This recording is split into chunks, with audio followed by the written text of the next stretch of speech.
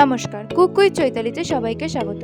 আজকে আমি আপনাদের সাথে দারুণ সুস্বাদু কাঁচা ইলিশের ঝালের রেসিপি শেয়ার করব। এটা যেমন কম উপকরণে বানিয়ে দেওয়া যায়, তেমনি খুব কম সময়ে তৈরি হয়ে যায়।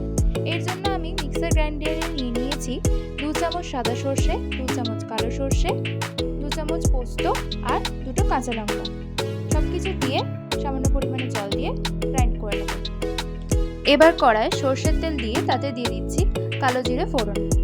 সর্ষে আর পোস্তর যে পেস্টটা তৈরি করেছিলাম সেটা একটা ছাঁকনি দিয়ে ছেঁকে নিয়ে কড়ার মধ্যে দিয়ে দেবো। এবার একে একে দিয়ে দিচ্ছি হলুদ আর লবণ। সর্ষে আর পোস্তর পেস্টটা ছেঁকে নিলাম যাতে সর্ষের খোলাগুলো আলাদা হয়ে যায় এবং একটা স্মুথ পেস্ট পাওয়া যায়। এবার গ্রেভিটা ফুটে উঠলে ওর মধ্যে দিয়ে দেব নুন আর হলুদ মাখানো কাঁচা ইলিশ।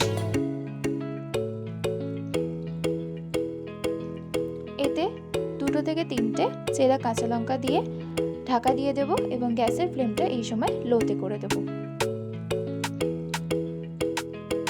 10 মিনিট পর ঢাকাটা খুলে মাছগুলো একবার করে উল্টে দেব।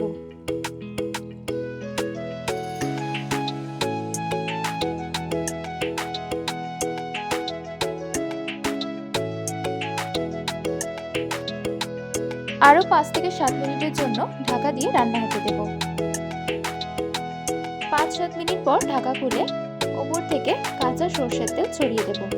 পুরো রান্নাটাই আমি 5 থেকে 6টা কাঁচা লঙ্কায় করেছি, কোনো শুকনো লঙ্কার ব্যবহার আমি করিনি। আপনারা যেরকম ঝাল খেতে পছন্দ করেন সেই অনুসারে লঙ্কার ব্যবহার করবেন। ব্যাস তৈরি হয়ে গেছে কাঁচা ইলিশের ঝাল।